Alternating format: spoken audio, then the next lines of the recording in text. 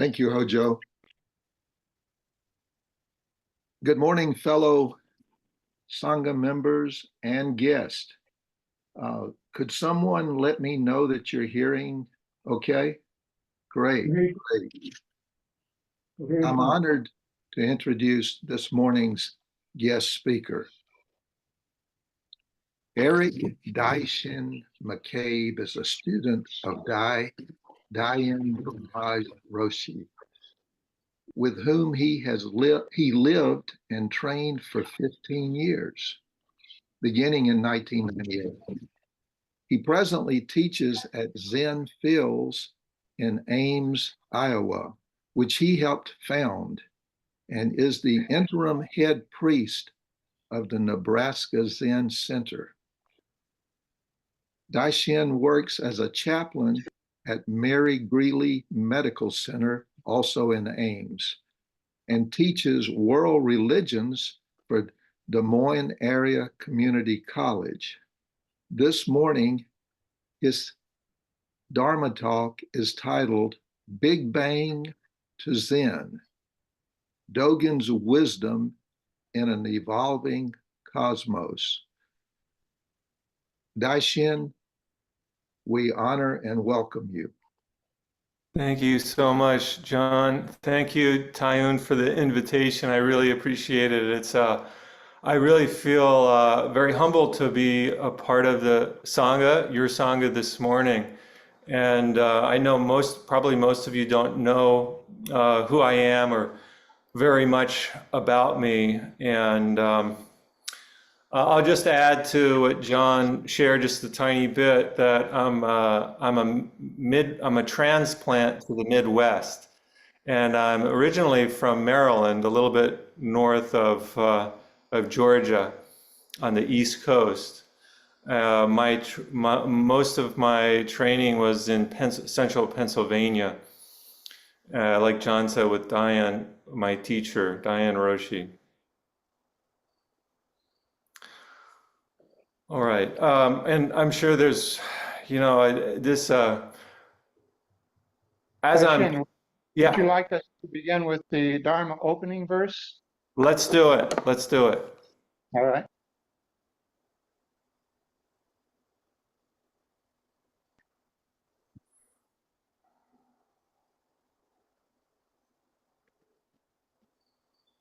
The unsurpassed, profound, and wondrous Dharma is rarely met with even in 100,000 million kalpas. Now we can see and hear it, accept and maintain it. May we unfold the meaning of the Tathagata's truth. All right. Thank you so much, Tayun. And I met Tayun initially at a Soto Zen Buddhist Association conference several years ago. I am an admirer, I will say too, of Tayun's artwork. It's just amazing stuff. Okay, so let me share what I'd like to share, and then maybe we'll have a conversation about that. So I'd like to give an introduction to this concept of what's been called cosmogenesis. That's number one. The second thing I'd like to do is talk about one of Dogen's fascicles named Uji, or being time. And the third thing I'd like to do is just raise some questions for discussion so I'd love to get your input on what I'm sharing and some feedback on it. Wonderful. All right. Okay, so to begin with, let's talk about cosmogenesis. Are we sitting, when we do Zazen, are we sitting in a cosmos or in the cosmos, or are we sitting in a cosmogenesis? Your answer to that question will profoundly affect your experience of sitting. All right? So let me explore this idea a little bit more. When you're sitting, do you experience stillness as stillness, static, unmoving? Are you mainly aware of human relations, less so of other life forms and the inanimate world? Do you place a sharp distinction between you and the more than human world? Do you experience the heavenly spheres as purely mechanical, as having no relationship to your sitting experience? So if you answer yes to these questions, this is the experience of living in a cosmos. And I will say this is how most of us experience our sitting. Even if we try otherwise, if we listen to the teachings of Zen masters. Ideas outside. You can reply to everybody. Even if we are sitting hard, we might get a glimpse of this non-static, full of life, ever-changing world. Yet it takes a great effort to maintain this kind of view. All right, so that's cosmos. Or when you sit, do you get a feel for the turning of the heavenly spheres, including the earth, or the expansion of the universe, or that we have evolved from hydrogen atoms? Are you sitting in wonder, right? So if you answer yes to these questions, then you're sitting in a cosmogenesis. All right, so this is kind of trying to draw this distinction, cosmos or cosmogenesis. Cosmos, this kind of a static world that isn't moving, that it's fixed, that things are the way they are, and they've been that way for a very, very long time. Versus a sense of development, a sense of movement, a sense of constant change, but also a sense of directedness and purpose. Now, 100 years ago, this year, in 1924, Edwin Hubble looked through a telescope and learned something absolutely astonishing. He was looking to see whether or not there was more than one galaxy in the entire universe. And what he found was that not only are there trillions of galaxies, but when he looked closely, he found that they were all moving apart from each other. This was an astonishing discovery, and it just happened 100 years ago through empirical. So we now see empirically, we can see this evolving, changing world that we live in. And if we were to trace back in time all of these galaxies that are presently spreading apart, we'd find they would come together into a single point. So in other words, the entire world as we know it today, you and me, the earth, the sun, the galaxies, all of this emerged out of a single point. Now, if that doesn't tell us we're related, I don't know what does. And I want to note that while Zen Master Dogen had an intuitive sense of this changing universe and this interrelatedness, and even a sense of wonder about existence, the world he lived in is different from the world as we understand it today. Well, there's nothing explicit about an evolving universe or an evolving earth. We can, and that is in Dogen's writings, we can look to Dogen to find to feel a sense of confidence in integrating this his spiritual worldview with that of our modern age and modern science. And it's my contention that this integration of science on the one hand and spirituality on the other hand is what we sorely, sorely need.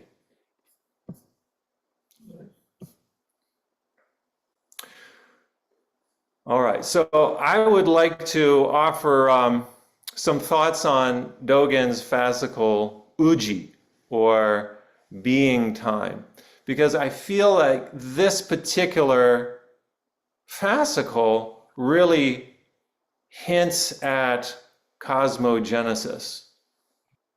And knowing the empirical data of an expanding universe can give us great confidence in what Dogen intuited and wrote in Uji in the 13th century. And I think it can also enliven our feeling for this cosmic expansion. So let's take a look. I'm not sure if this is, I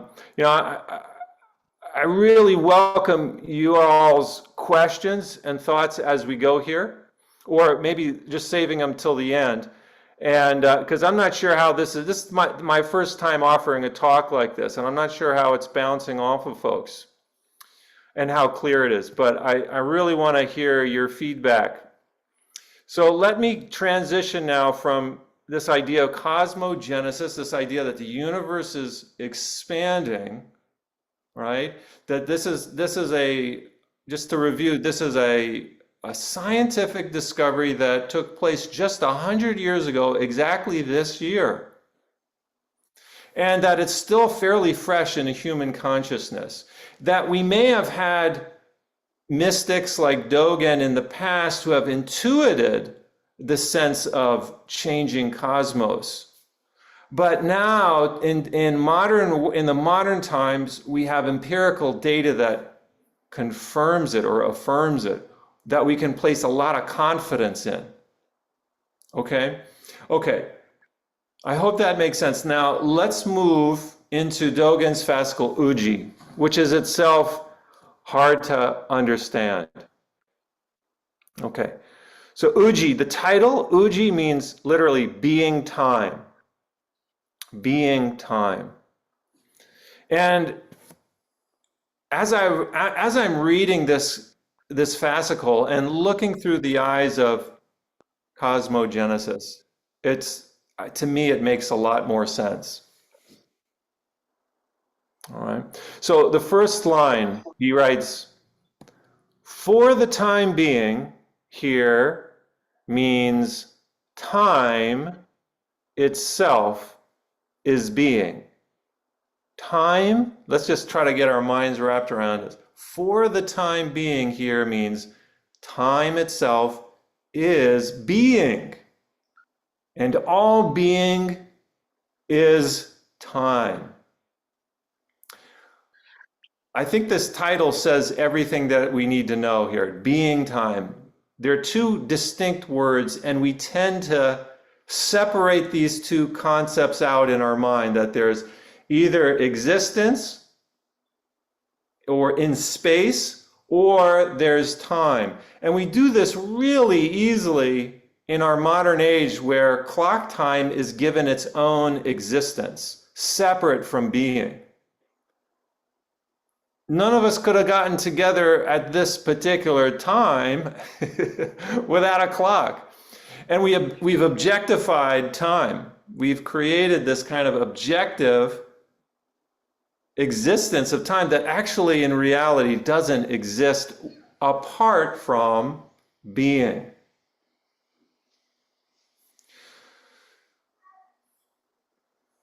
Next line I want to look at. I'm not looking at the whole fascicle, but I'm choosing certain lines here that I want to emphasize. So Dogen writes, "Because the signs of time's coming and going are obvious, people do not doubt it. Although they do not doubt it, they do not understand it." I want to hone in here on this word doubt. This is so important for us to hone in on. Because the signs of time's coming and going are obvious, people do not doubt it. Doubt is a very important piece and part of our practice. And here, and we're expected, unlike, I don't know about how you all grew up, but I'm guessing maybe somewhat similar to my own experience, having doubt, particularly in a religious or spiritual field, is often seen as a moral issue, a moral problem, or it's seen as a failing of some kind to harbor any kind of doubt. But in the Zen tradition, doubt is essential.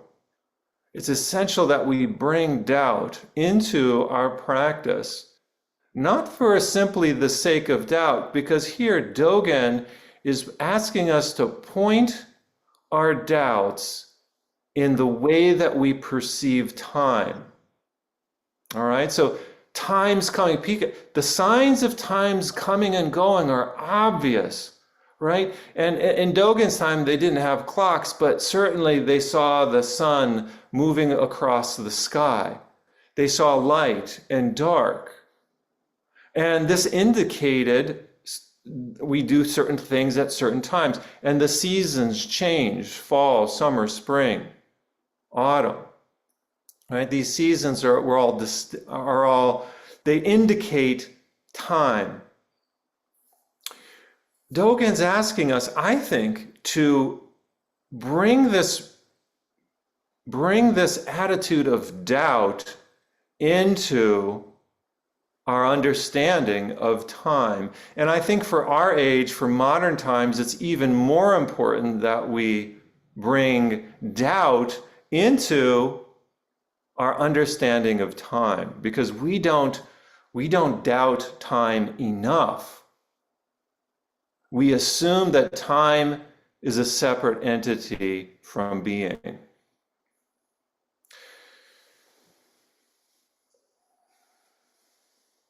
Now, the second part of this phrase, he says, although they do not doubt it, they do not understand it. And I would suggest even because we do not doubt it, we do not understand it. He says, although, Dogen is kind of soft here with it. He says, although they do not doubt it. And I'm suggesting we've got to doubt. We have to bring some doubt into our understanding of time. Why? Because we don't understand it at all. And actually, we don't know that we don't understand it. We assume it's real. This not understanding is absolutely essential for bringing in a sense of the awesomeness of our life and of life itself. It's because we think we understand time. It's because we think we understand time that we've lost our sense of the mystery. And if you think about how we look at our watches all the time, we're looking at that clock and it's telling us what to do. It's very functional. We need it, no doubt. We need the clock. And at the same time, we need to bring in this other perspective of what is time? Right? What is time? And here Dogen brings this idea of time and being as being totally intermingling. Listen to this next line. He says, the way the self arrays itself is the form of the entire world. Wow. The way the self arrays itself is the form of the entire world. See each thing in this entire world as a moment of time. So can we observe the world moving or arraying itself, just as these galaxies are arraying themselves? Right? My teacher, Dai-En Roshi, she would say, the only way we can see how much the world moves is for us not to. The only way we can see how much the world moves is for us not to. Can we feel the movement, even in our stillness, even as we're sitting zazen here? can you feel the movement of our planet around the sun? We're told empirically that the Earth moves at 90,000 miles per hour around the sun. We are moving incredibly fast right now. And yet, if we're not aware of it, if we're not really still, we won't feel it. Or the other thing we can do is point our attention towards this fact. Right now, we're moving at 90,000 miles per hour. You better put on your seatbelts, right? we got to get ourselves buckled in and this is where the Dharma comes in. The Dharma is our seatbelt. Hold on. Sometimes life pushes, like it reveals itself in strange ways, how fast we're moving. Either through catastrophe or the loss of a loved one, it seems like, wow, things are really moving at a rapid pace. Right? But we don't have to wait for something terrible to happen in order to feel this movement and to feel the beauty of this movement right now, how fast we're moving. Back to Uji. Things do not hinder one another, just as moments do not hinder one another. Thus, the self setting itself out in array sees itself. I love that. Thus, the self setting itself out in array sees itself. The analogy that Brian Swim, the cosmologist, gives of these expanding galaxies, he says it's like if you're baking raisin bread, before you put it in the oven, the loaf is kind of compact, and the raisins might be, distributed throughout the bread. And as the bread is rising, and as it further rises, even as it gets finished off in the oven, what's happening is the raisins are all expanding away from each other. So I think that image can be helpful for us to kind of get a grip or get our minds wrapped around what it means for these galaxies to be expanding apart from each other. And this also shifts the way that we ourselves experience our life if we can bring ourselves in array with, or in alignment with, or in attunement with the movement of the universe. This cosmogenesis, this movement. All right, Dogen, he says, know that in this way, there are myriads of forms and hundreds of grasses, everything, throughout the entire earth, and yet each grass and each form itself is the entire earth. Right? He's talking about you and me, right? Each blade of grass, that means each one of us, is the entire earth. And then here, get this line, the study of this is the beginning of practice. This is where we start, right? The study of this, to see yourself as this entire universe, that's the beginning of practice. Wow. The universe sets out in this Big Bang. Everything is expanding away from everything else, which means the center is everywhere. And what happens in the human, which is itself a process of the universe, is that the universe becomes aware of itself. The universe becomes aware of itself through us human beings. Thus, Dogen says, each grass and each form itself is the entire earth. This is the beginning of practice. Boom! Let's start. All right. I want to move on to some, I have some discussion or questions for discussion, but maybe I just kind of open it up right now and see what comes up for you guys and how this is resonating for you. I feel like I'm throwing darts in the, I feel like I'm throwing darts in the dark at a at a bullseye thing. I'm not sure if I'm hitting anything. So go ahead. You need some feedback, right? I need some feedback. Absolutely. Okay, the way we do this is John Hinman handles the online segment, and I or somebody else here handles the in-house group. I do just want to make one quick comment. Thank you so much for bringing this up. I was looking forward to your commenting on Uji.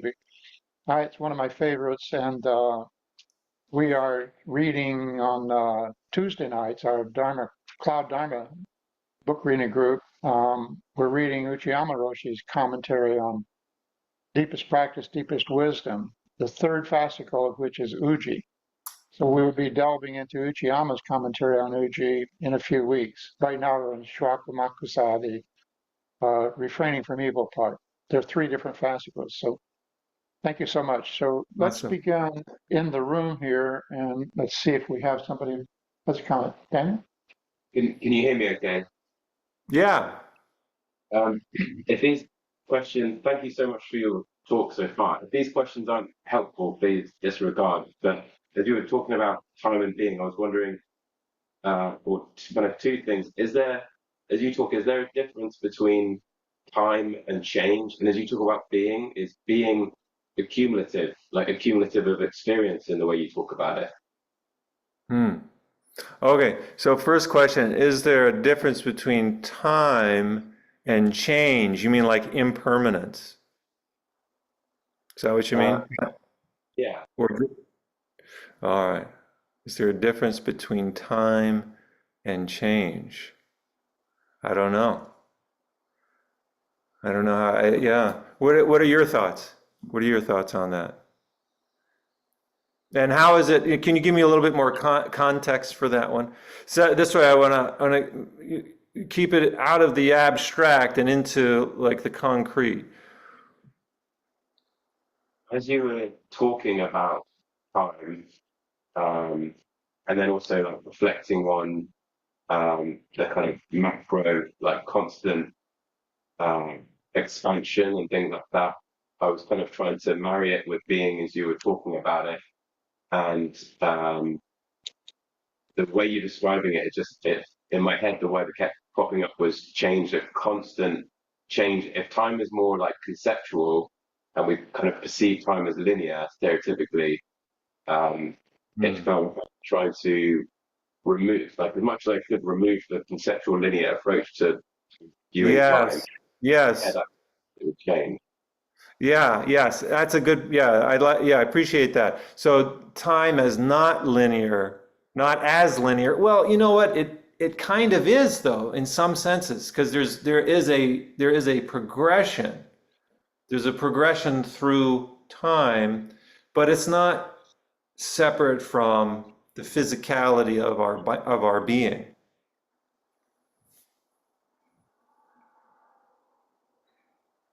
So I guess the second part, accumulation, it could be applied to being or time, but so in my head, the word time again accumulates like history or memory or habit or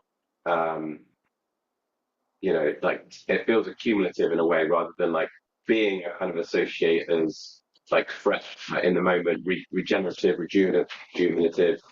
Is that what are your thoughts on that? Yeah. So the potential here is that every moment is creativity, that every moment is the origin of the universe, that every moment is a potential for a new beginning. It's not that we started at someplace way back in history and now we're here and the creation took place back then, but actually the creativity is ongoing.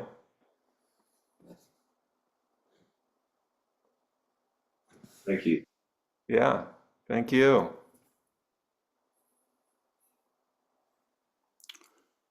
I'd like to make a comment. Thank you very much for your talk, and yes, it's making a lot of sense. Very, very helpful. And it reminds me of this. What you're saying reminds me of a line in one of the poem sutras that we recite. And it goes like this. One on the verge of realization contemplated a tree for 10 kalpas. And I've always wondered, well, what were they contemplating? I mean, it's a striking statement. Somebody contemplated a tree for infinity. But what you're saying helps, because I think the person was seeing movement, continuing to realize. Yeah. Along the lines of what you're saying. Thank you. Yes, thank you. Yeah, it's just, again, it's the shift in perception. We see things generally, if they're not moving to our eyes, we see them as still, and including trees, but it's like bringing our mind into a particular kind of mindset that is able to see movement.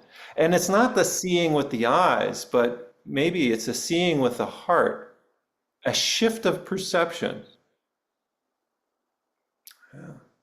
Yeah, I love that from the Hokyo Zanmai. Now let's take one in-house here. Anyone Yeah. behind me? Please give us your name. My name's George. George? Thank you. You said something kind of almost in passing, that the center was everywhere. Like everything is the center. The implication was that everything is everything, everywhere. Everything is the center of the universe. Can you unpack that a little bit? Like in thinking of me, a person, is the center of the universe, and so is another person. Just, everything, the eyes of everyone around us, whatever, that namaste thought. Yeah. Like, what does that mean? I think it's hard for us to get our mind right. We downplay our particular role oftentimes. I'm not saying that you do, or I think in general, like this is just, I'm speaking in generalizations here, but I think we tend as a society to downplay our particular role or place in the world. And so this teaching that's saying that we're the center of the universe, that we are the universe, like Dogen says, in one blade of grass is the entire universe, or is the entire earth, in one blade of grass. And these are metaphors talking about not just the blade of grass, that's true too, but the human being as well. We are also the center of the universe, and this is not an ego. It sounds like a very egotistical thing to say. That's only if you think you're the only center, right?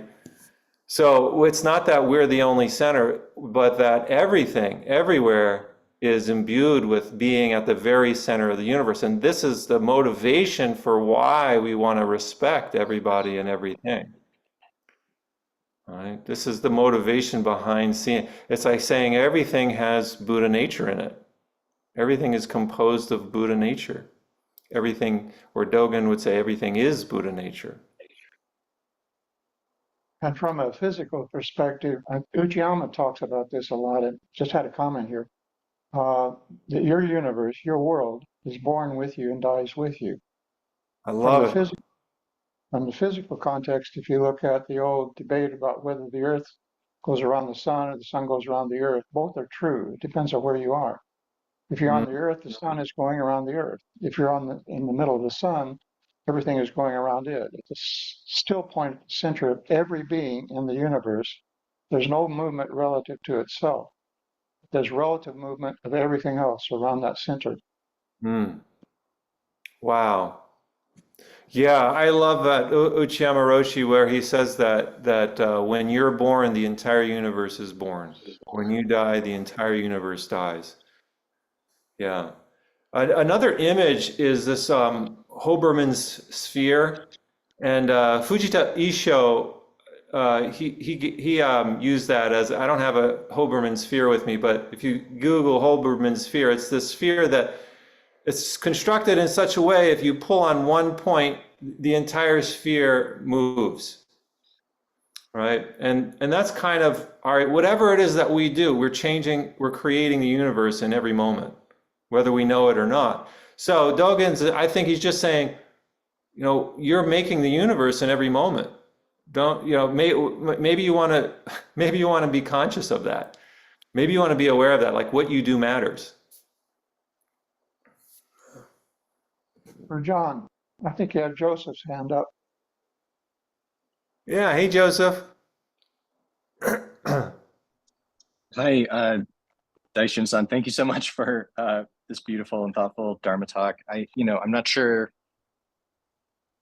I've got too much. It really just, I really enjoyed the discussion. But I guess a few tiny points that might be interesting to poke at would be something I feel like we end up talking about in this Sangha is sometimes, Hojo Sensei will bring up the idea of Vairochana or cosmic Buddha, this sort of, kind of connected with maybe like Buddha nature, but is a different, like a distinct entity of its own that you can sort of kind of attempt to find a certain resonance with. And I guess just more broadly, it seems like this sort of trying to remain in, or trying to, summon or find this, I would say this one of these exalted states where you can feel or experience infinite space and infinite time. This is very close to the original language that people would use to talk about the jhanas, like these formless experiences that you find deep in meditation, sort of these realms of infinite space, these realms of infinite time that you can sort of connect with. And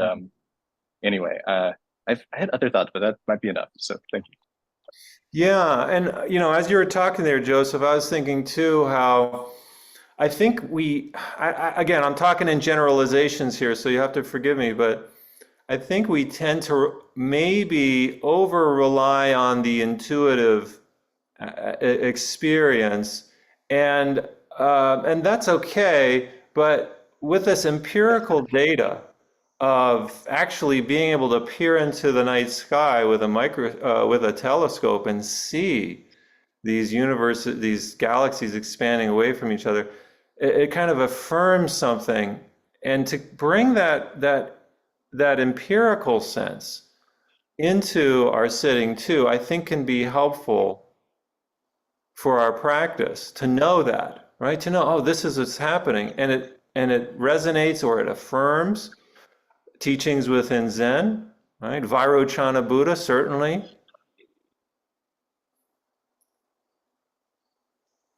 Or another way of saying is that this empirical data can give us great confidence in what is being taught in Zen. And it actually kind of rounds it out a little bit more too. Because Dogen didn't know about a Big Bang, right? One of my discussion questions is, let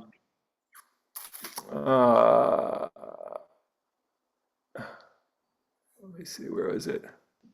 How can we reconcile the scientific view of the universe's beginning and expansion with Dogen's teaching on the beginningless nature of existence? I have a comment on that if you like. Yeah, yeah. It's called the Big Bounce.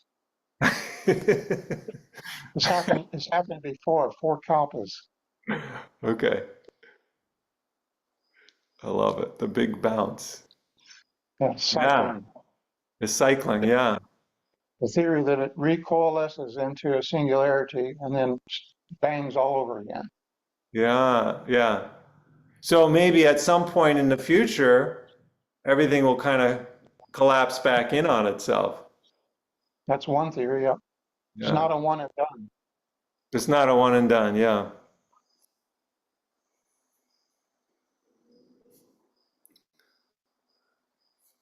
Here you go, John. It's on to you.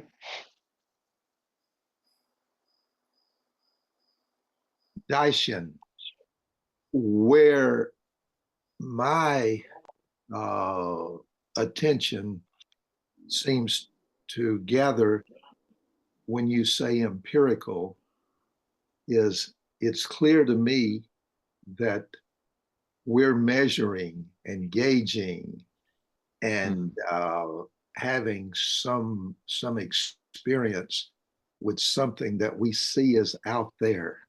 Oh, yeah. At the same time, the cognitive dissonance, the opposing idea is I'm getting all of these stimulating vibrations through eyes and ears and nose, and somehow creating. You mentioned creating every moment. And the sense is my conditioned mind tells me that it's all coming in and I'm experiencing it. But there's another place where I'm actually putting something together and projecting it outward. That's not to negate that there's something out there.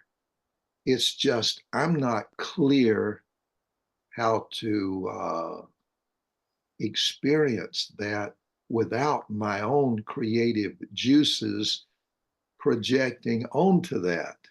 Right. Yeah.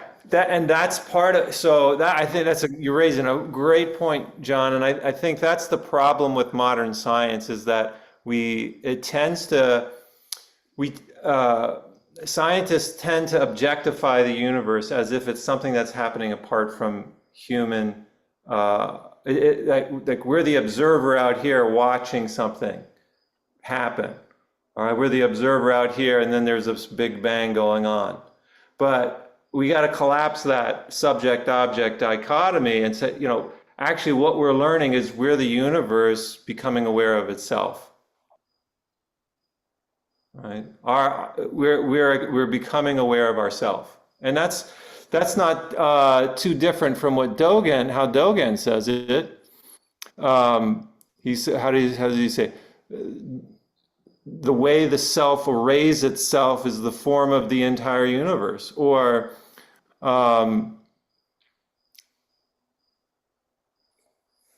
let's see, where's the other one? Anyways, that's the one that comes to my mind right now. The way the universe arrays itself is, how does he say that? The form of the entire world. So as long as we're kind of objectifying our experiencing and saying,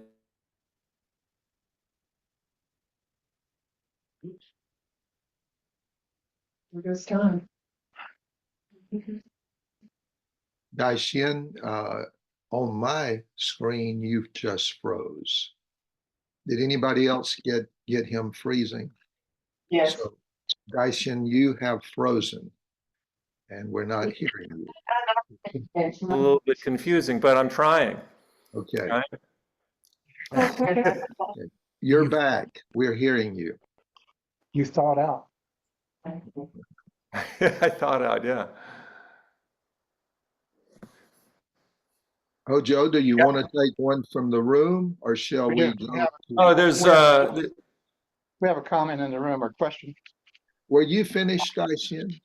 yeah. Okay. Going to see how you can see me. All right. This actually ties into you freezing on the on the screen. Time, as we relate to it, is we know that it's passing because we observe action or change that was talked about earlier. But then the actions that we perceive, they become memory, which sometimes can freeze on you. They keep coming back. Is being only tied to time? Is it time being or is it time action? Which is perceived by a being? Or does that include the memory? Because once we have memory and it becomes data in the universe, it becomes unmoored from time. So is being more than the perception of time? Interesting. Yeah. One of my professors in college, we went around and asked, I was in this philosophy class, I was in this philosophy class and we did this project where we decided to go around and ask people. I was in this group. We had to do a group project, and we decided we would go around and ask people what happens to them after they die. Just to see. We went around the college campus and said, what do you believe happens to you after you die? And we got all kinds of very interesting answers, from I don't know and I don't care to I'm going to heaven, I'm going to a blissful place, and everything in between. But we asked this question to one of my teachers, and I'll never forget how he responded. He said, he said, after I die, I will be remembered in the universe. And so one of the students I was working with said, "Oh, you mean people will remember you?" And he said, "No." He emphatically said, "No. I will be remembered. I am a memory of the universe." All right. So memory, it doesn't belong to us. Memory isn't ours. We think of we call it my memory, but from this perspective, it's whose memory, who's remembering, right? And this is the universe. Kind of what it does is it curves back on itself. That's what it does. In the human, what we are in the human consciousness is the universe bending back on itself to see itself. It's one way it can be said, right? Just as the spiral galaxies go in make a turning motion physically, and the face is round, right? The face is round, the eyeballs are round, the earth is a sphere. And when it comes to consciousness, it's not separate from the physical. Consciousness turns around, and human being consciousness turns in on itself and sees itself. So whether being is more than that, I don't know. I can't answer that. One comment on that before we move on. I think Shiryo's up next. In the Heart Sutra, it says, does not increase, does not decrease. We understand that as not increasing in merit, not decreasing in the karma, whatever. But it also could be understood as a physical principle. It's a finite universe. You cannot add to it. You cannot take away from it. Information cannot be lost, as I understand. We have a physicist on board. Corolla Butler is a physicist, and maybe she can explain this a little more clearly from the scientific perspective. But Shiryo, I think you were next. John, I think Shiryo was next. Yes. Hi, Please. Shiryo. Hello. Thank you for leading a most enlightening discussion. We've come around to this several times, and I think you addressed it, and John addressed it, and other people addressed it.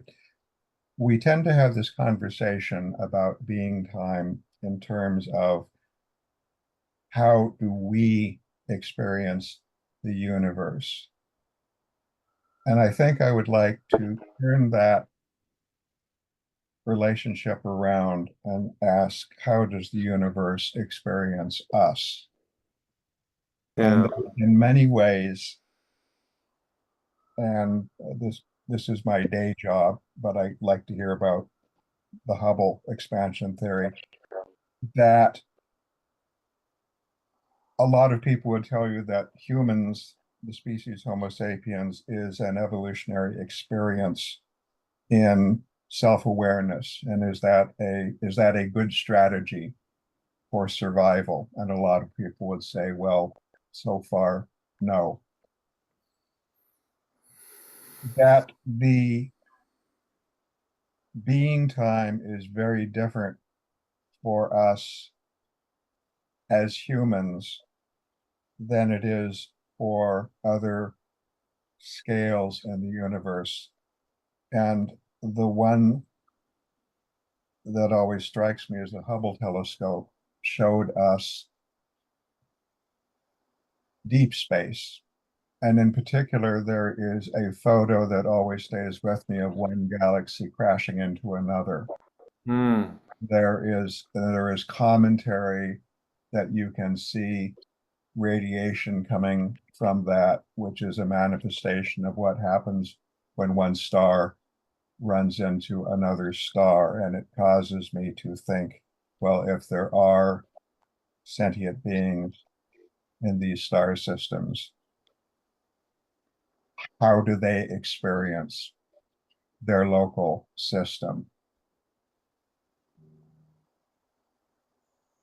That any one of us is not around for a very long time, except that we give rise to offspring sometimes. It is certainly the case that we give rise to ancestors, because we wouldn't be here.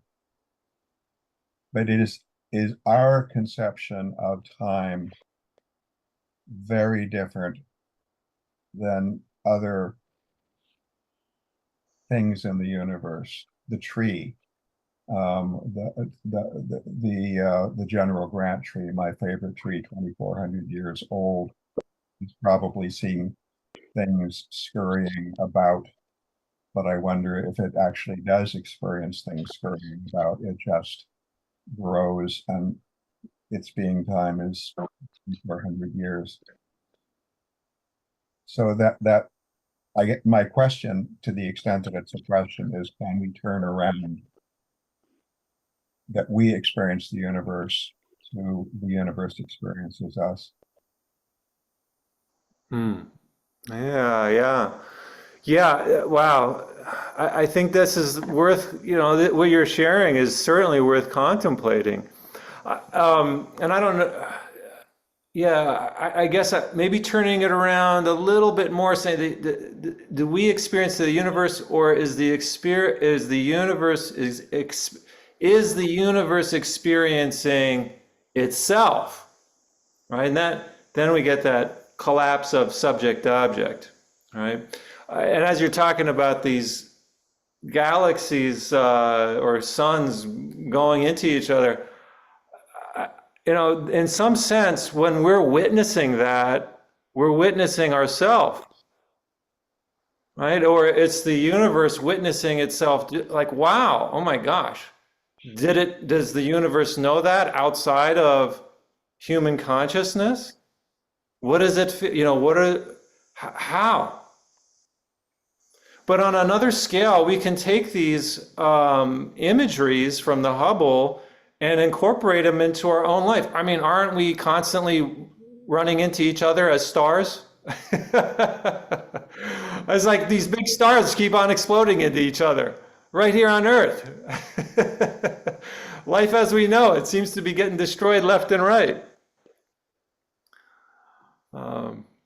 Anyways, just some thoughts, just to add to what you shared. Not necessarily an answer, but. Yeah, no, I came across a quote from John Steinbeck the other day, which I shared with Roshi, where he said that when two people encounter each other, they come away from that encounter entirely different. They're not who was there before. That encounter has changed them. Absolutely, yeah. Two stars colliding, and something happens there. Something big happens. We have another comment or question in house here from Nick. I often refer to star galaxies colliding as dukkha. Oh. Yeah.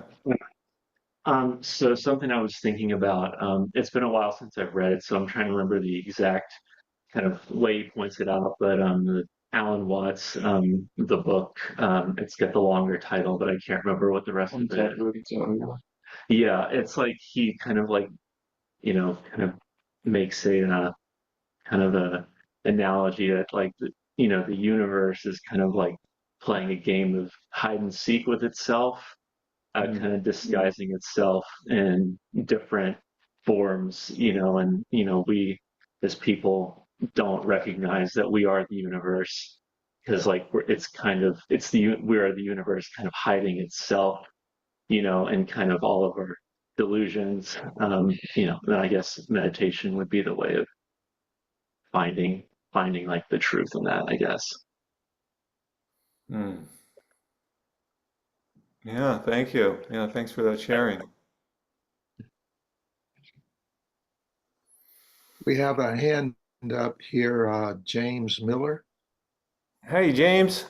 Hey, this conversation makes me think of two things. One, the Heidegger's like being in time, this idea that you can't pull those two things apart. Like time always, it's how we understand being. It's kind of a lens in some sense. So it's hard to escape that, to come out of that perception of what time is, to just look at being. It's a kind of interrelated. And it also makes me think of a lot of these experiments that we've done where we've shown that time is experienced differently by us as we age, our perception, and how that, not just how we understand it, and then how we then understand ourselves and the universe, but also that we've done experiments where with like atomic clocks on the Earth and in orbit and other places, that there's so much of the physical universe affects how time is working. So it does go both ways, right? Like I think sometimes it's easy in this conversation, or at least for me, to start thinking about time as kind of a consistent thing or something that is a fixed kind of point or set, but it itself is affected by the universe and how the universe is moving and developing. So that sense that, yeah, that tree and me and that star, time is a different experience for all of those. Yeah, I agree. We have different experiences of time. And sometimes we have these moments where time just seems to be flying by. You know, you get into certain kinds of conversations with people and it's like, wow, and 3 hours pass by and you're still sitting at the table drinking coffee.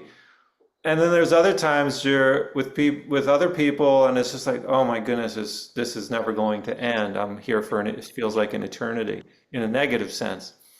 Yeah, but here's another thing to consider, that before this cosmic flaring forth, time didn't even exist. There was no time. So how can we talk about a beginning? We talk about a beginning because that's the only way we can make sense of it in our limited human capacities. But before there was a Big Bang, we don't have time. There's no such thing as time. Time completely collapses inside of that. So to talk about a beginning is already to objectify time and objectify the universe. It's to put ourselves outside of it as if we can look in. And that's our fundamental problem. We think we're outside of the universe. And that's the problem with clock time, is it tends to pull us out of the universe, think that we can look, and we think that we can, it gives us the illusion of looking in. And with that illusion of separateness, there is also this illusion of superiority, that I'm somehow better than, because of my ability to reflect on in this way, I'm somehow better than what I'm perceiving. I'm somehow superior to it. And that's where we get all hosts of problems. So this is where kind of entering into the experience, which is Zazen, as opposed to being hobbled by time or objectifying the universe.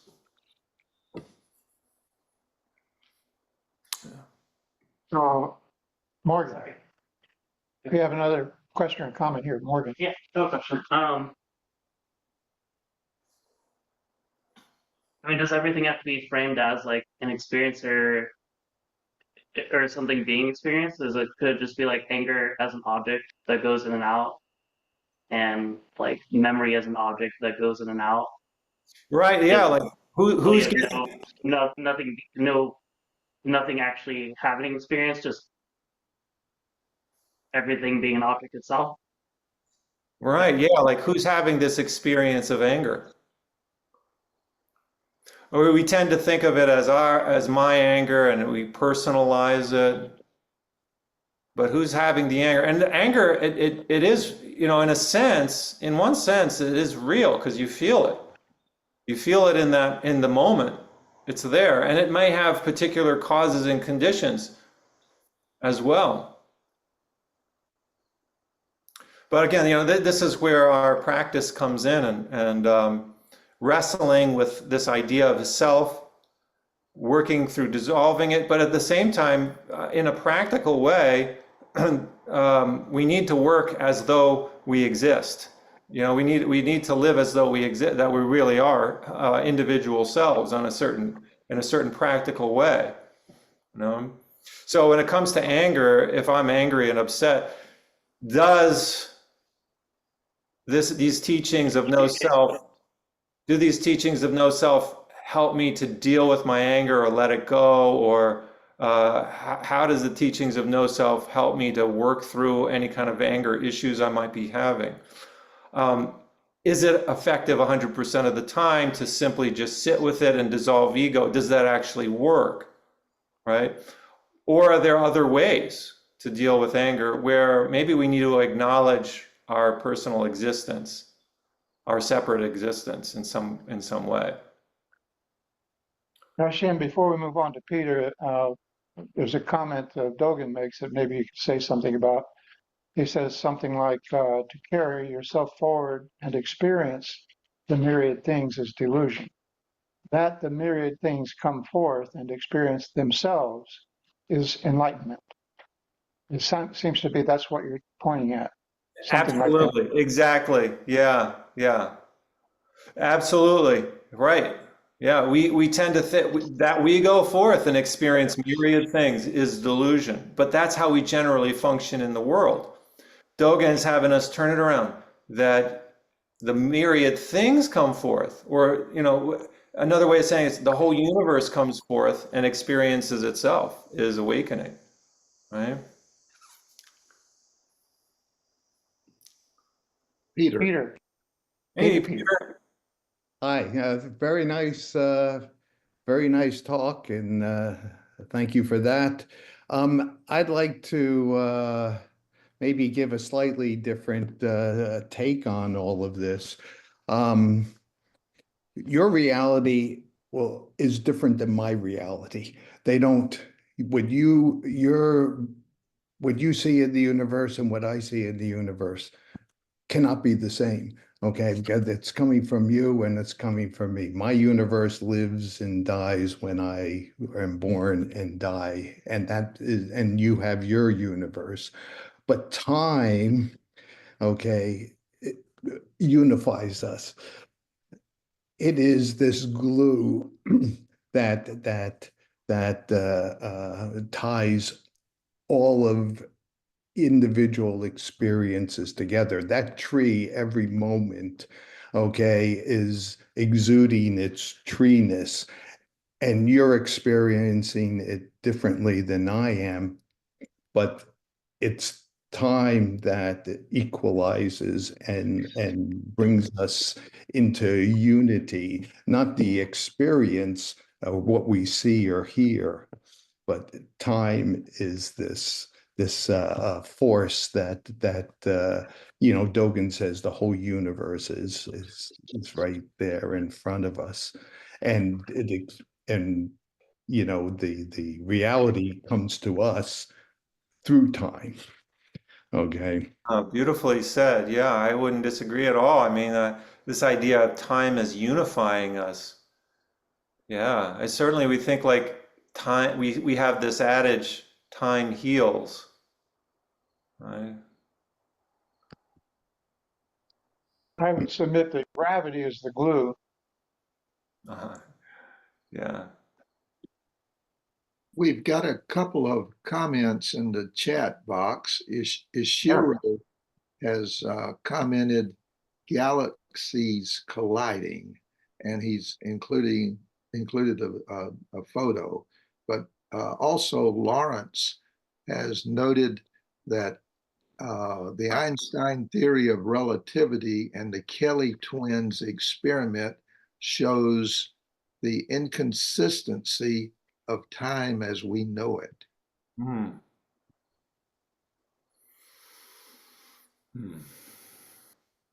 Yeah, yeah, thank you. That's a beautiful image of the galaxies colliding. Yeah. And here's the thing is we can see these images in the natural world, in the universe. This is what's going on. And as humans, we want to make sense of this great destruction that's happening. and we can, we can see that, there's something very, I don't know, natural is the word, about destruction, and also something comes out of it as well. Something comes out of this destruction. So it's not necessarily that we have to do something about or resolve in some, I guess we don't have to resolve it, but to align ourselves with it, perhaps.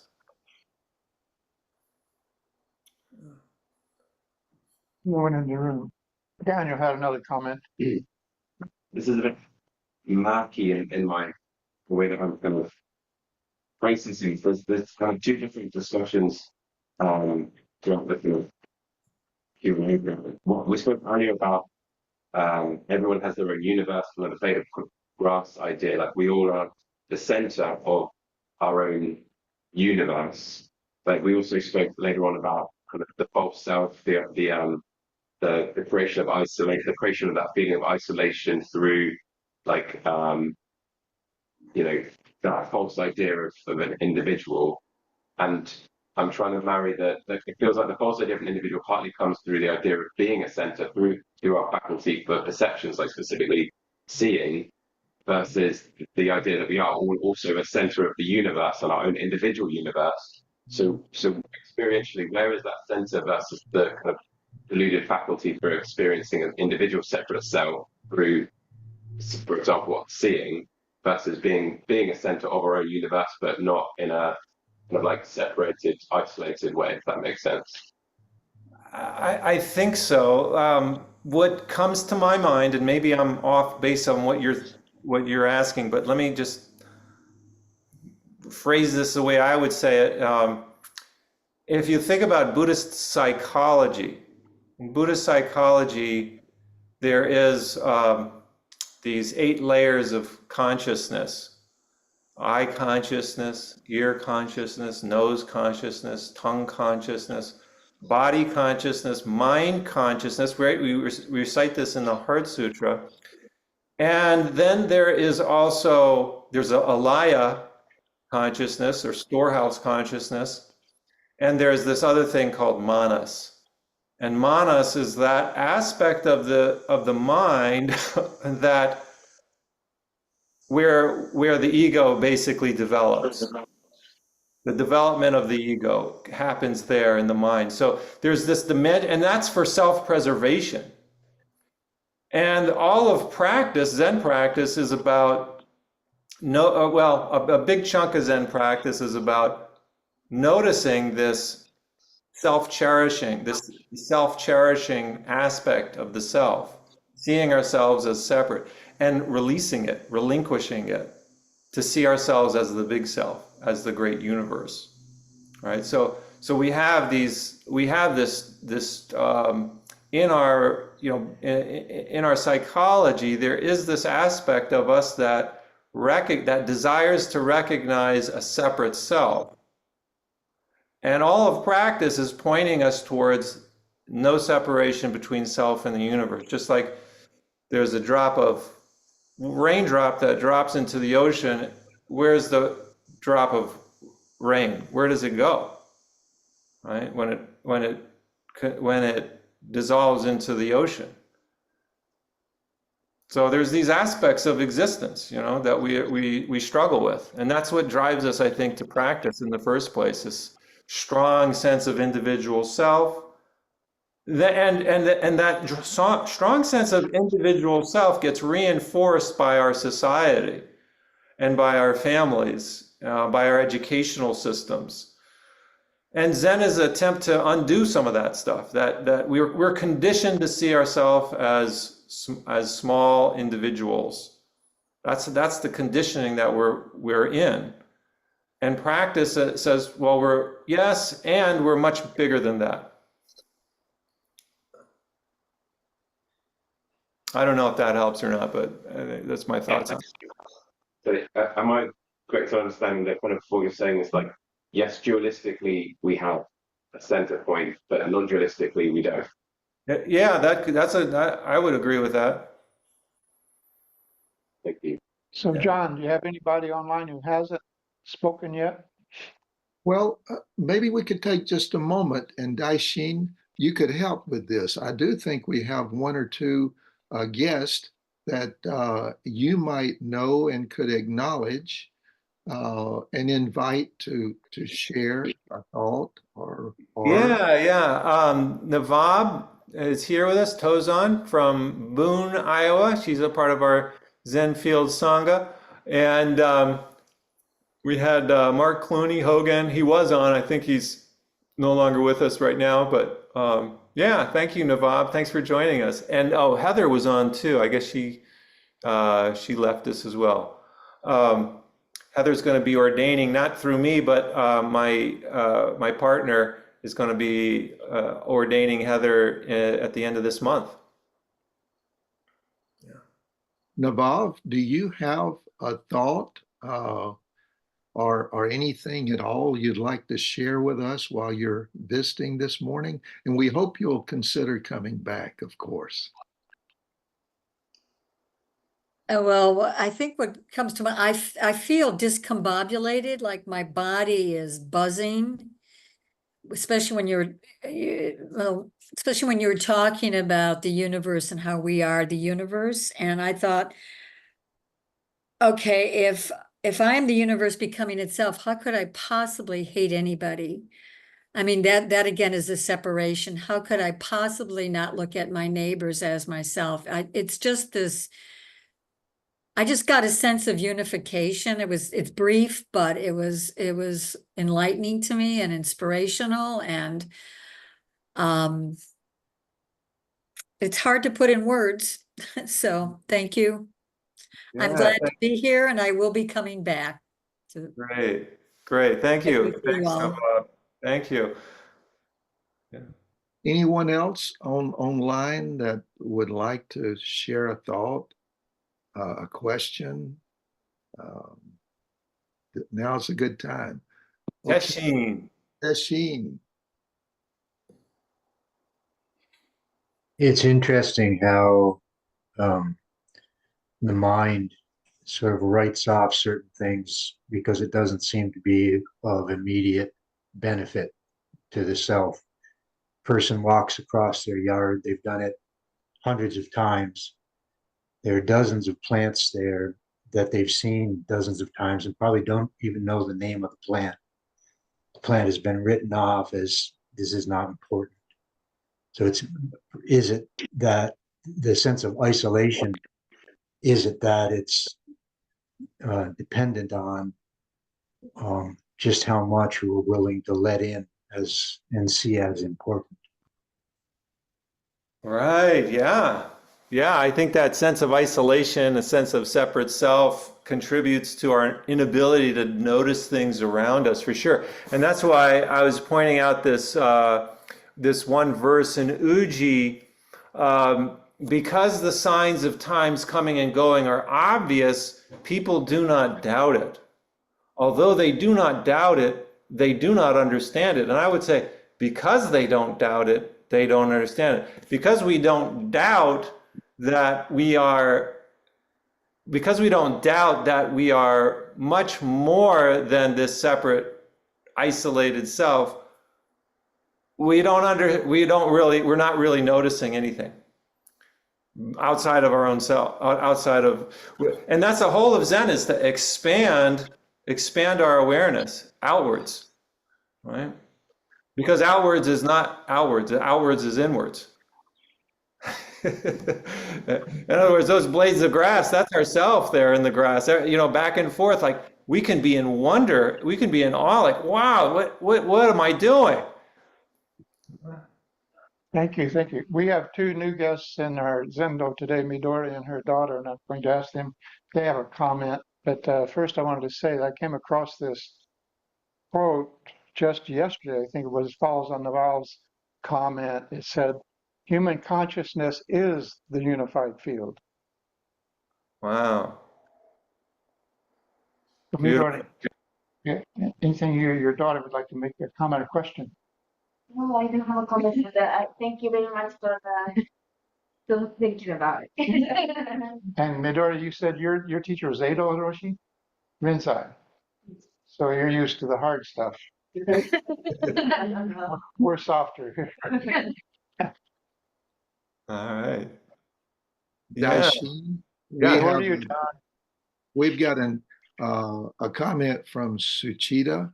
She says, "Thank you for this deep conversation. I would love to hear the rest of your discussion questions." Oh, okay. Yeah. Yeah. Let me see. Let me pull those up here. Yeah. Well, I think we've kind of been talking a little bit about this, but already, in what ways might Dogen's teachings deepen our understanding of cosmogenesis? Right? In what ways might Dogen's teachings, or another way to say it, in what ways might cosmogenesis deepen our understanding of Dogen's teachings? Right? I actually come at it from the other side, like knowing that we're in this evolving universe. How does that shift the way that we understand Dogen's writings? If we look through that lens, right? If we look through that lens of cosmogenesis, of evolution at Dogen's writings, I think we're going to have a different experience of Dogen than if we look at it from the separate self. And that's what Dogen's writing is all about. Like, he keeps on shifting back and forth. This, in Genjo Koan, you get this idea of he affirms the relative world, and then he completely negates the relative world, and he brings in the ultimate dimension, and he's going back and forth. He keeps on doing. It's like he's doing somersaults in his writings. And it's meant to break us out of this idea of a small separate self. So that was one of my questions: is how might cosmogenesis, an awareness of cosmogenesis, inform us as we were reading Dogen? I think that's the question I'd like to raise. How can we reconcile? I mentioned that one already, reconciling the scientific view of the universe's beginning and expansion with Dogen's teaching on beginninglessness.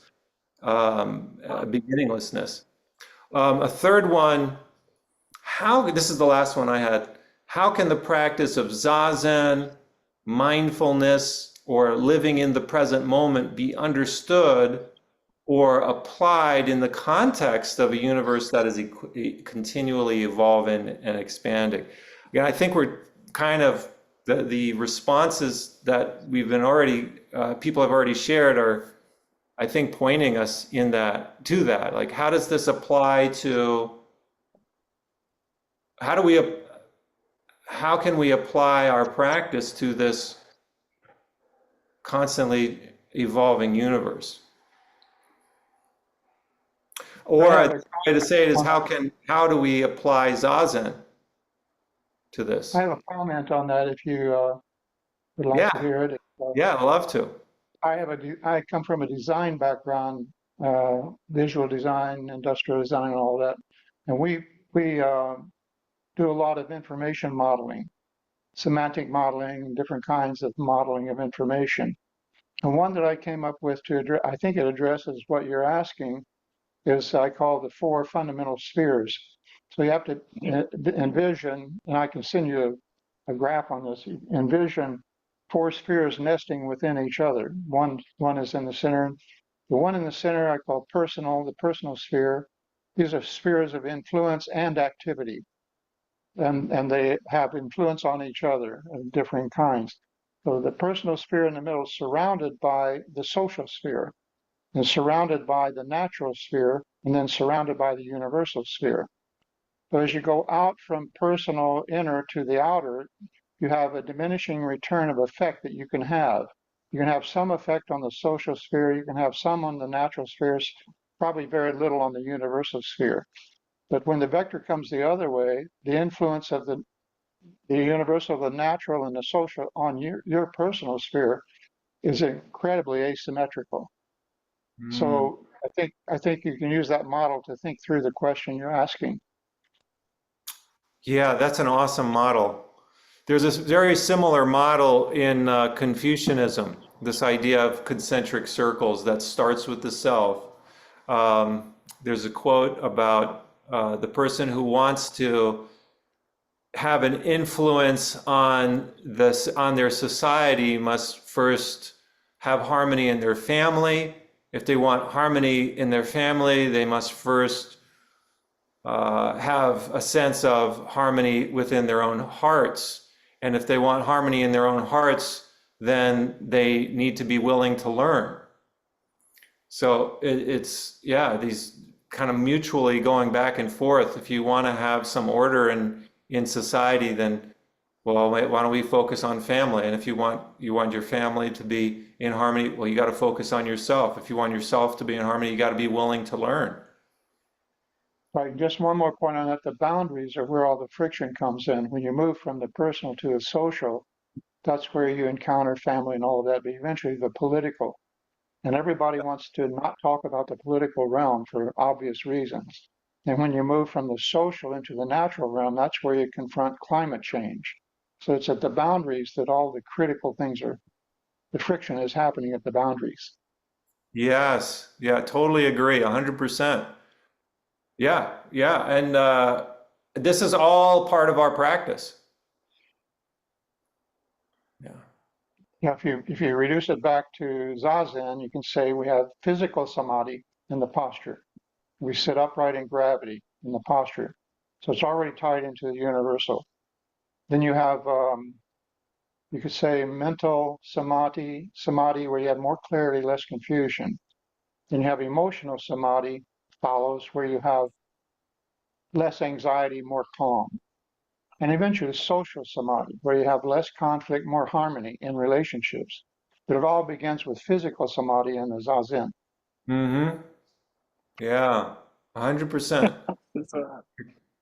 100%. I agree. So let's see if there's anybody else in the room. Keiko, would you have a comment, question? Keiko-san has something. Yeah, hey Keiko. Hello, hi. Um, when we talk about the individual level of say I heard genealogically even one generation of an experience we pass down in your genes, which means that our perhaps practice Zazen and our actions actually physically passes down. So it does make sense in that matter. And when you think about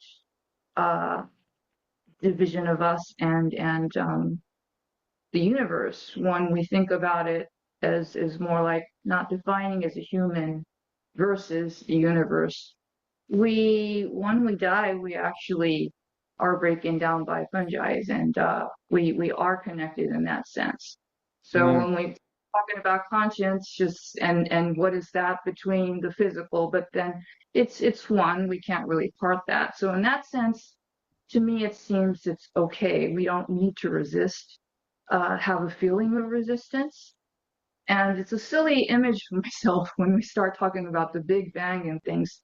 There's so much of a, this level of micro to macro that we don't even know what's the bottom broken down into micro. We don't even know what the maximum of the macro is. Then when we talk about contraction and expansion, sort of as an image, it seems like it's perhaps a more higher micro level of some being just taking one breath. So when we talk about time, we talk about the shifting of things and the differences. It seems a contradiction, but it seems to me just as an image. But yeah, that's kind of my impression through the talk. Yeah, beautiful. I wouldn't add anything to what you just said. Thank you for sharing that. Yeah. Maybe you can locate a quote that I often quote Dogen on. I can never remember. I don't know where it's from, but I came across it somewhere where he said, "We enter the fine or subtle mind of nirvana in Zazen." Do you happen to know where that's from or recognize that?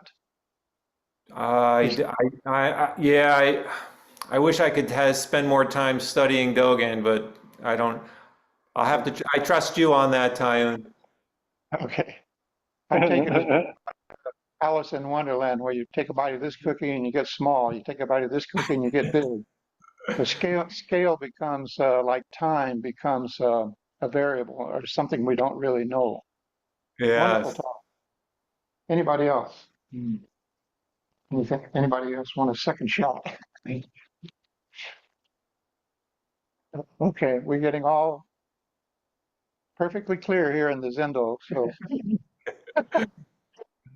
Well, I feel like, I think it's important to raise these questions and have discussions and comments. They're all important. It's all part of the talk. It's not me giving a talk. It's just really the whole universe talks through all of us, through each of us. So I appreciate your comments, your feedback, and adding to this conversation. And I hope it will continue on as you continue to practice. okay, with that, let's close with the four great vows and just commenting on that. Matsuoka Roshi would often say, "We teach each other Buddhism." Amen. We do the four great vows 3 times. Beings are numberless. I vow to free them. Delusions are inexhaustible. I vow to end them. Dharma gates are boundless. I vow to enter them. The Buddha way is unsurpassable. I vow to realize.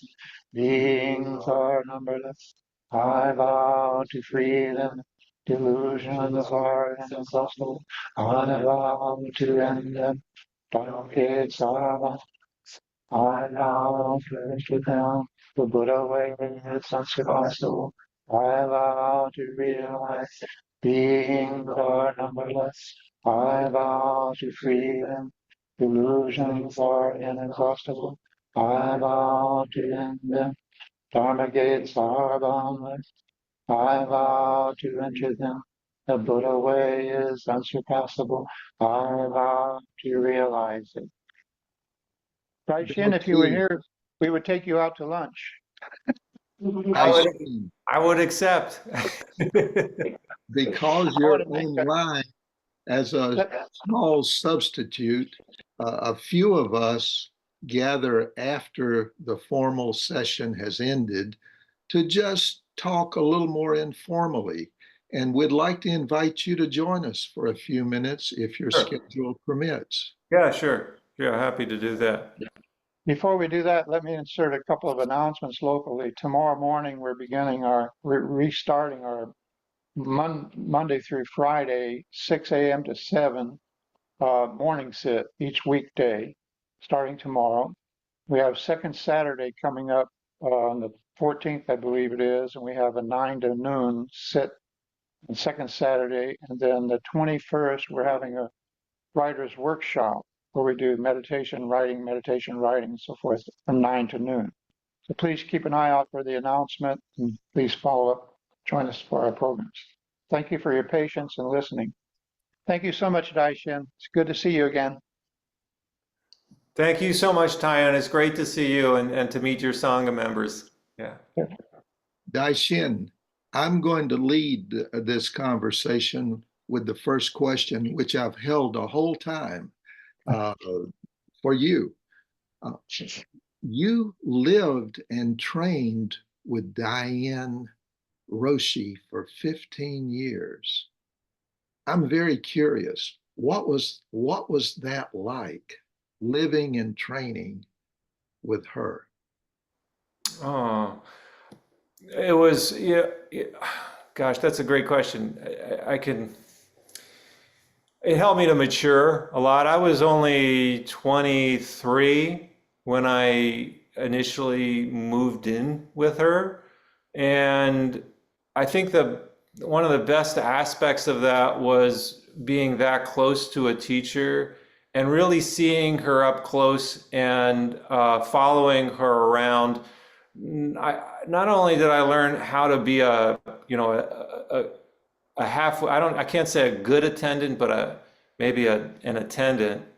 And it called up a lot of my own blind spots. But the greatest gift of living with my teacher for that long was to see how human she was, or is. That I could see, she did things. At first, when I saw her, I thought everything she did was perfect. Everything she did was correct. And the longer I lived with her, I started to see, oh, she's just a human being like me. And she makes mistakes. And if I did that, I wouldn't do it like that. And I learned that, it's okay to be me. It's okay to be me. That was the greatest gift of being with my teacher. It's okay to be myself.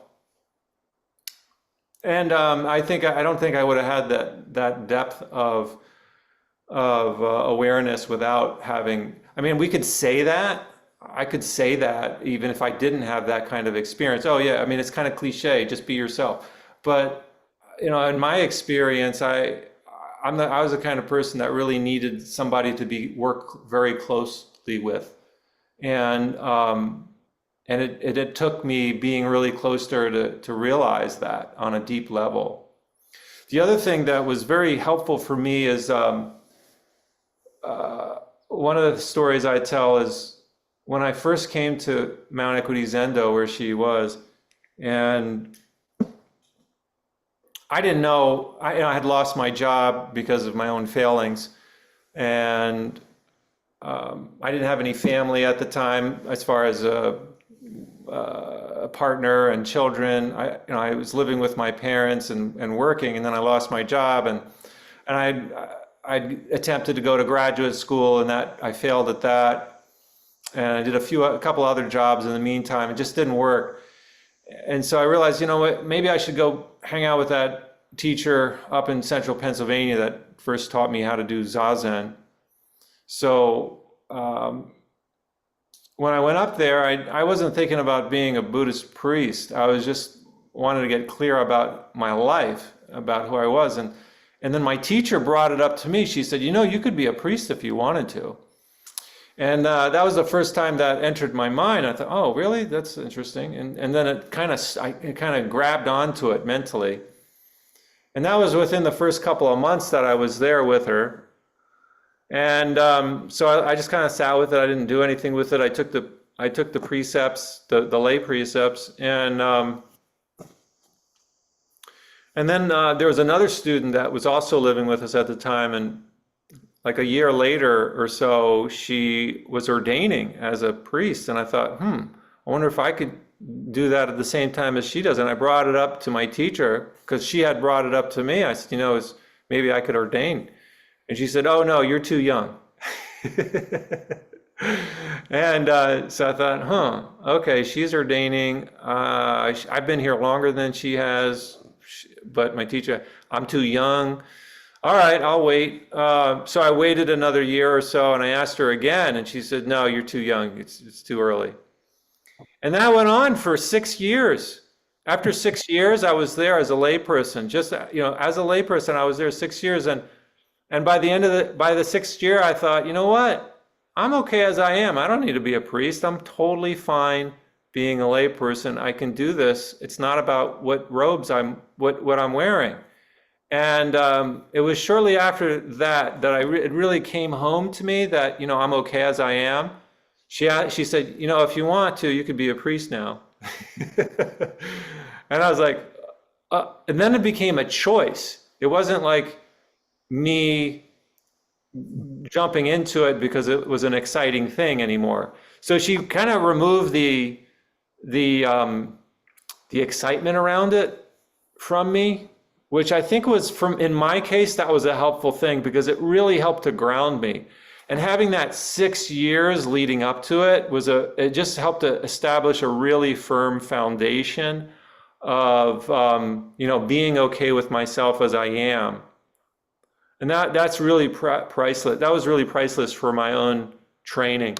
I know everybody, people who are I know a lot of other priests, and they all had different experiences with that. And in a certain sense, mine was a little bit more traditional in that, it's like that koan, the monk gets mu and he keeps on failing it one after the other. But in my case, it wasn't a koan.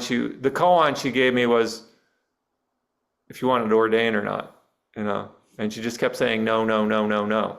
Until I was like, okay, I'm done. And then I really like physically, like from a bodily sensation, I had to let it go. And I was no longer practicing. I can honestly say that for the most part, I think, maybe there's, now that I think back on it, who knows, but at the time it seemed I didn't have anything else to do. I didn't want to do something else. And it just became clear to me, you know what? I don't need to be somebody else to be here. I'm just here. I'm just doing this. So I really let go of the desire to be a priest at that time. And that was when she must have been sensitive to it or something, because that's when she asked, if you want to be a priest, you can do that now. We can have a ceremony. Yeah. Ishiryo. Just wanted to say I was expecting the Zen punchline to be, "Oh no, you're too old." Ah, Yeah. good one. Yeah. Well, luckily I did this when I was in my 20s, So most people don't start until they're in their, I was, in a sense, I was really frustrated as a young person doing the practice. It was mainly me and my teacher, who was at that time in her 50s and 60s.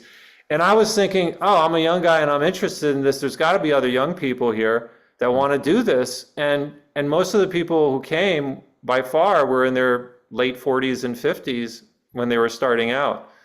So, now I'm in my 50s. No, I just turned 50. I'll turn 51 here in a couple of weeks. I think many of us who have talked about when we've given wayfinding talks, that it begins with something like what I said is, how did you get here? And the first line is, things weren't working. And it probably, you lost your job, you couldn't go to graduate school, whether you arrive at the point where everything that I've done up to this point it's not working. What I thought I wanted hasn't worked for me. Where I see myself going hasn't worked for me, and that usually arises at an older age. Some young people arrive at it quite early. The Buddha arrived at it early. Yeah. Well, you know what? I agree. And I feel I've been really, really blessed by wonderful, warm, and gifted teachers, particularly not just my Zen teacher, but some of the teachers I work with in college just kind of steered me. And I had an existential crisis when I was young around around spirituality and religion. I was brought up Catholic, and it meant something to me, at that time. There were times where I considered maybe I'd be a Catholic priest, but as I studied philosophy, it just undid my whole worldview around my understanding of God. And the only thing that made sense to me at that time was Zen. When I happened to see a video of John Daido Loori demonstrating Zazen, and I thought, wow, he didn't say anything about God, and he seems to be really peaceful. I need to know about that. And then when I met my teacher, I had all these questions. I was like, does God exist? What's my place in the universe? And she didn't answer it. And that was the greatest gift. She didn't answer it. Whereas I felt like if I had gone to a Catholic priest with those questions, I would have gotten a pat answer. And so I didn't feel comfortable doing that. But I could go to a Buddhist teacher and say, I got all these questions. Does God exist? And what's my purpose? Why am I here? And she looked at me and she said, that's your Genjo koan. In other words, that's your, that's a koan. You've got to figure that out. And she didn't try to answer it. And that was the greatest gift I could have been given, because everywhere else people were trying to answer would have tried to answer the question. And it's a gift to be given that as a question, like, oh, no, that's a sacred question for you, and you only can answer that one. Yeah. Daishin, I personally find this transparency that you're bringing to your life with Dai-En and the koans to be very rich. I'm enjoying this smaller, feeling like more intimate. As we wrap up, Corolla, David, any last minute comment, thought? That was certainly a very interesting talk. I don't agree with about 90% of it, but I enjoyed listening to it. Thank you. Okay. Thank you, Corolla. I would recommend that next time you need a book, check out Victor Stenger's God and the Atom. Uh-huh. So that raises, I'd love to hear more from you, Corolla. I'm not opposed to using God language to speak about the universe or atoms and Big Bang and stuff, but I'm curious. Well, this has nothing to do with God. Stenger was one of the famous atheists, so along with the big four, he was really the fifth. Hitchens, Dawkins, Harris, and can't think of the last one. He was the fifth horseman of atheism, but no, it's actually on atomism and reductionism, and makes a lot of sense in some ways. Daniel Dennett would be another. Then that's who I was thinking of, yeah. But I very strongly disagree with that whole cosmic consciousness thing, which is just way too close to Deepak Chopra woo-woo for me. And to me, that the whole idea of this cosmic consciousness is a projection of our own egos, saying that we exist so the universe can experience itself. Aren't we the crown of creation? Mm-hmm. So to me, that's just another egotistical, self-aggrandizing construct. Mm-hmm. Yeah, well, I guess I think a little bit differently. We're certainly, it's okay to agree to disagree, I think. Yeah, our consciousness is a function of the atoms and molecules and structures in our brain. Hydrogen atoms out in space do not have the structure to experience. They do what they do, and we describe them with the laws of gravity. But to ascribe intent to that is, to me, a bit much. I think you're speaking for a lot of people. And yeah, I think a lot of people would just wholeheartedly disagree with this idea that there's some kind of intention to the formation of the universe. And at some point I would also question whether that was the case or not. And ultimately, I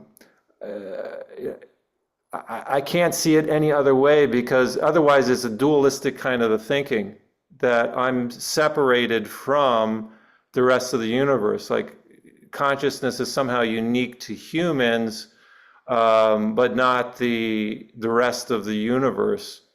And that kind of creates a separation. It's like somehow we're just kind of plunked down here as humans randomly. It's not the worldview that I align myself with. I certainly can see where a lot of people come from with that. I think a lot of people do come from that particular worldview. It's a very scientific. It's largely in the scientific community, but it doesn't address the human need for a sense of purpose, a sense of interrelatedness, not just with other humans, but with all of life, and including the inanimate. And that's one of the things that initially got me attracted to Buddhism, is that it went beyond just human-human relations, but included non-humans as well as the insentient.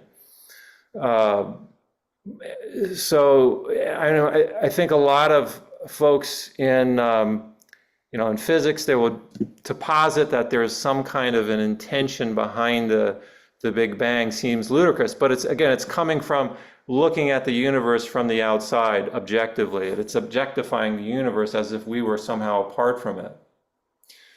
I'm not going to convince anybody if they think otherwise, but I'm just sharing that's kind of how the world is right now. Dawkins in great, very beautifully describes what he calls that feeling of awe and wonder, that feeling of loss of self, of experiencing yourself as part of the universe. And in physics terms, we recognize our common ancestry. We have a common ancestry with all living beings.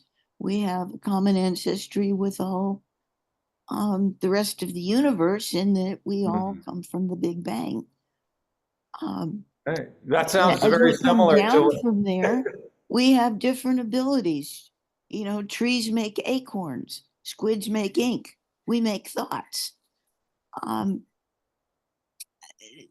This doesn't disconnect us. This just makes us differently able.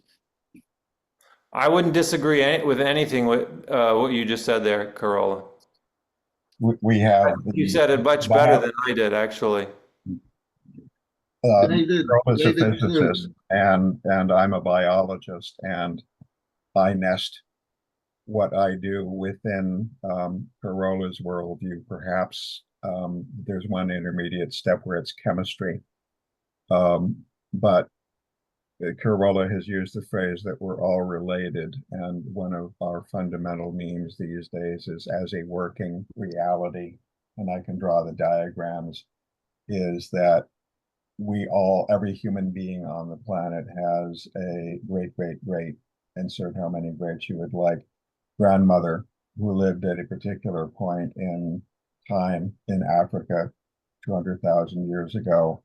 And that isn't a foo-foo, to borrow Carola's term. That's not a foo-foo concept. That's an actual living, breathing woman. And so much of what I do is involved in branching diagrams, and that things coalesce backwards in time. We're a manifestation of a lineage that's been around a long time, and where that lineage got started is you reach up and you can feel the complete bony ridge around your eyes. That gives you stereoscopic vision if you're going between trees. And a long time later, that's been changed. And then a long time after that, somebody wakes up and says, what am I doing here? What is my purpose? And that is, that we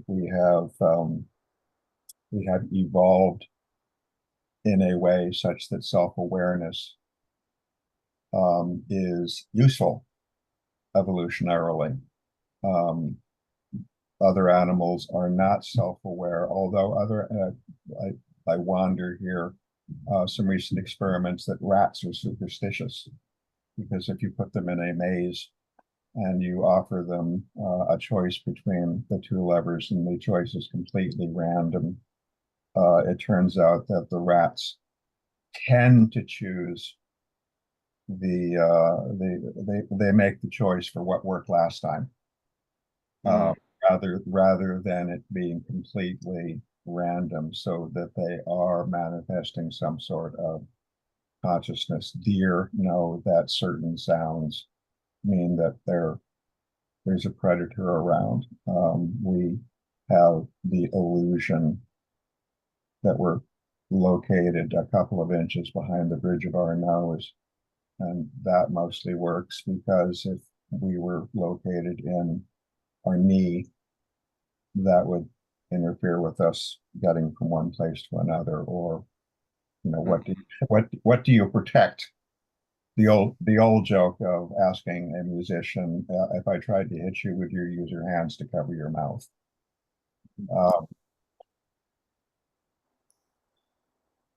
I'm wandering. We're a manifestation. Sure. Yeah, we're a manifestation of relatedness,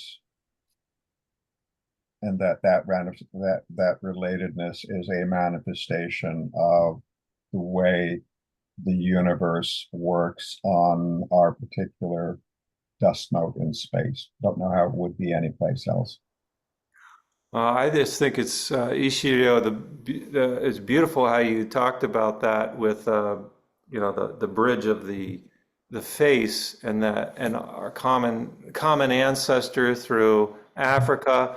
All of this stuff tends to stay in the realm of science, and what we see happening is this polarization that people either have to be a wholeheartedly agnostic atheist and believe the science, or become like this fundamentalist religion that completely dismisses the science. And I'm not advocating for either one of those positions, but more of a bringing in these scientific discoveries and looking at them through the light, through a Zen lens, or looking through a scientific lens at Zen teachings. I think you can go back and forth there, and it can be very productive. That helps to invest the world that we see around us, the world that's being revealed to us through science, with a sense of a spiritual sense. By spiritual, I mean a sense of imbued with a sense of meaning, purpose, that our lives have meaning. Purpose it's not just a random event that, I happen to be here, but there's because ultimately this idea of randomness and purposeless, that's another extreme view. As far as, anyways, I'll just stop there. And but I appreciate the bringing in of the science into it. I think it's very important. My grandfather teacher said we have to integrate science and religion. This is important. He spoke of the Big Bang freely, and I really appreciate it. I think there's something about bringing in these scientific discoveries in a religious context, and we see it happening in other religions too. One of the reasons I didn't get involved too much with Christianity is because there was such a resistance, at least at that time, 30 years ago, of bringing some of this stuff in. And still in our country, people have a hard time talking about religion and science in the same room. But part of my work in the community college level is to do exactly that. And I've worked with the two teachers that I work with in college that have really inspired me are Mary Evelyn Tucker and John Grimm. They recently, a few years ago now, they produced an Emmy Award winning film called The Journey of the Universe, along with Brian Swim. So those folks really have inspired me a lot to think along these lines. And I think it's not I think there's a lot within the Zen tradition. The main that is in alignment with that, and the main concern for me is how do we deal with climate change? I mean, Taiun brings that question into the fore. Like, how do we work with that?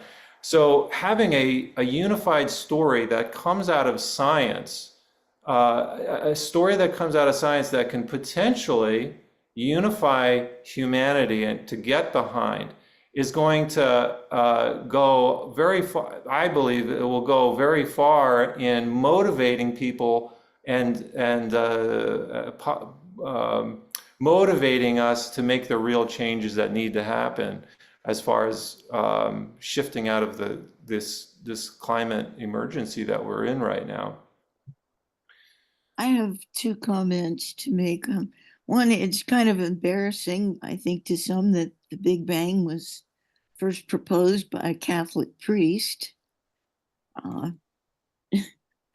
And the Vatican, and he did at that time warn the Vatican not to tie that to Genesis. The other point I'd like to make is that I think Zen has always been, or Buddhism, about dealing with reality. Deal with reality that is there. Now, in some ways, our experience of reality has changed over time.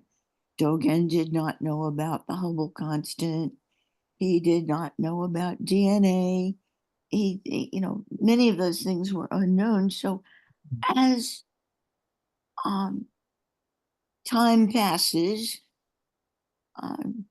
our experience of reality changes, but our mandate in our Zazen is to deal with that, is to live there and not in fantasies, not in the past, not in some imaginary future, not in the world of ignorance, hatred, and greed. It's to deal with what is right there, right now. And so I think you made that point rather nicely. All right, thank you. Daishin, thank you for your kindness, your generosity. I've got to go.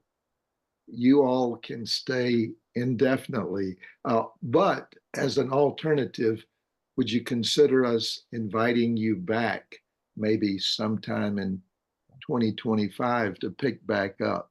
All right, yes, that sounds good. Yeah, I appreciate that. All right. And I did want to mention everybody, I'm sure Carola is already aware of this one, but Isaac Asimov's short story, The Last Question, which has also been dramatized, and that goes directly to all of this.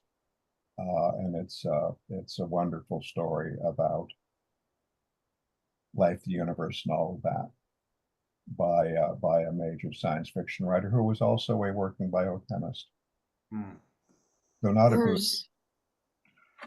There's been a lot of talk in the papers lately about the need to put clocks on the moon and why this is actually very different, because they will not tick the same way clocks on Earth tick. Very interesting. Well, it's the same reason why they wanted to put a clock in the Leaning Tower of Pisa. There's no use having the inclination if you don't have the time. This is why GPS has to do time conversions to get to Earth time. Yeah. Goodbye, everyone. All right. Take care. It's a delightful talk. Happy Labor Day. Happy Labor Day. Bye-bye. Have a good rest. You too.